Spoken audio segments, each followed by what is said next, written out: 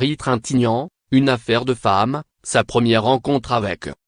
Parfois, en cueillant une fleur, en respirant l'air du large, tu penseras à moi, tu souriras peut-être. Éloigne-toi lentement, sans larmes, ne t'arrête pas le long de la route irrésistible. Puisqu'il faut vieillir, suis le chemin et ne t'y couche que pour mourir. Ainsi parlait Marie Trintignant dans son dernier film, Colette, réalisé par Nadine Trintignant, sa mère. Des mots prémonitoires et poignants qui, encore aujourd'hui, laissent la gorge nouée. Marie Trintignant est morte il y a 15 ans. Si loin et pourtant si près, tant son image est encore dans toutes les mémoires. Tant sa grâce singulière a marqué la pellicule comme les cœurs. Tant l'horreur de sa mort est ravivée par l'actualité de son meurtrier, Bertrand Cantat, dont certains concerts, notamment ceux à l'Olympia, ont récemment été annulés par les organisateurs. Marie Trintignant, on a envie de s'en souvenir rieuse, bulle d'humour et de vie. À la fois solaire et sombre, farouche. Aimant ce métier par-dessus tout. Pas étonnant que Claude Chabrol ait été fou de cette comédienne rare qu'il dirigea notamment dans un Betty, 1992, époustouflant. Pour une affaire de femme, le réalisateur osait à peine proposer à cette jeune femme si classe un rôle de prostituée. Mais l'enthousiasme et le talent de cette dernière balaya tous ses doutes. Marie n'avait peur de rien. Sur un plateau, elle était chez elle. Libre.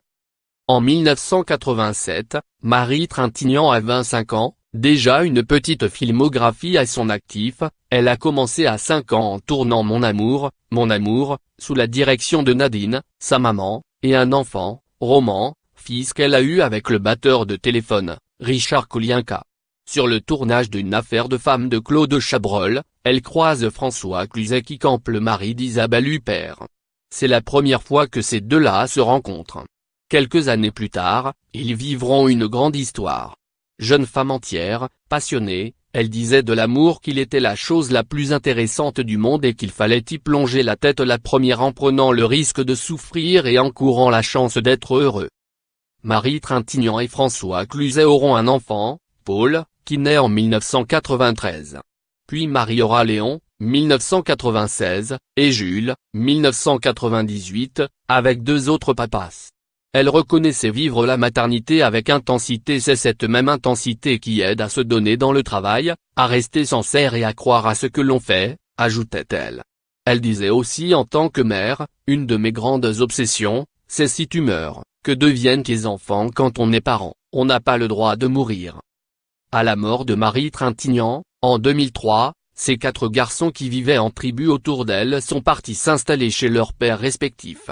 Paul était tout petit. Il avait 10 ans, quand sa mère est morte, a expliqué François Cluzet, un jour, dans l'émission Thé ou Café, sur France 2.